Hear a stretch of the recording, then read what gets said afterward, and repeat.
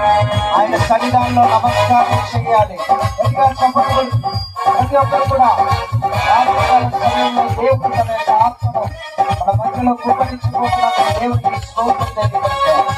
స్తోత్ర గానాలతో, స్తుతి గానాలతో, ఆరాధనలతో దేవుని యొక్క నామాన్ని కనపరిచే సమయం ప్రతి ఒక్కరు కూడా గట్టిగా చెప్పలు పట్టాలి.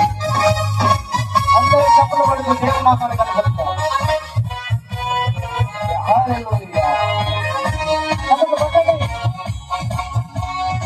పట్టాలి గట్టిగా చెప్పట్లు. చెప్పలు పట్టండి. అందరూ కూడా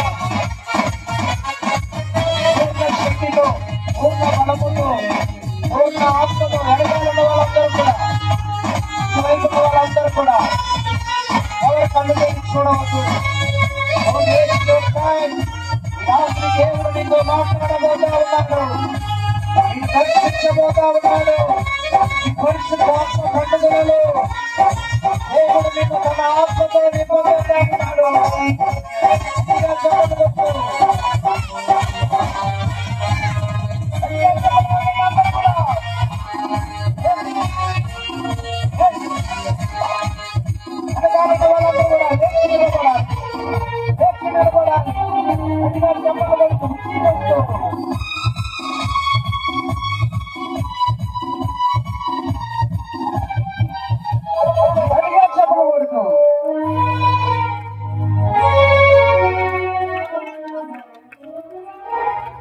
హల్లెలూయా. హల్లెలూయా. మీరు ఊరికే ఈ స్థలానికి రాలేదు. పరిశుద్ధాత్మ దేవుడు మిమ్మల్ని ఇక్కడ తీసుకుని వచ్చుకున్నాడు. నిన్ను ఇక్కడ నిలబెట్టాడు, కూర్చోబెట్టి ఉన్నాడు. ఈ కాసేపు స్టేజీ మీద ఎవరున్నారు అనేది చూడమన్నా, ఎవరు మాట్లాడుతున్నారు అనేది మైండ్ లోకి తీసుకోమన్నా. దేవుడు నాతో మాట్లాడుతున్నాడు ఈ రాత్రి కాల సమయంలో. ఈ పరిశుద్ధాత్మ పండుగలలో ఈ మొదటి రోజున మీరు నమ్మినట్లయితే, నమ్మిన నిన్ను ఇక్కడ నుండి దేవుడు ఆశీర్వాదంతో తిరిగి పంపించబోతాడు. దేవునికి స్తోత్రం కలుగుతుందా. ఈసారి గట్టిగా చప్పట్లు పడుతూ దేవుడు నామాన్ని మహిమపరచండి. హల్లెలూయా. హల్లెలూయా. స్తోత్రం యేసయ్యా, స్తోత్రం.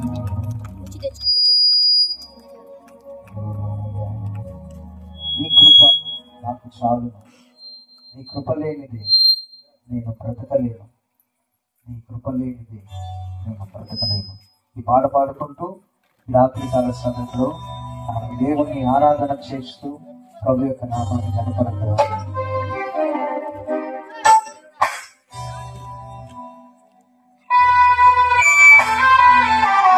అక్కడ చెప్పలు పడుతూ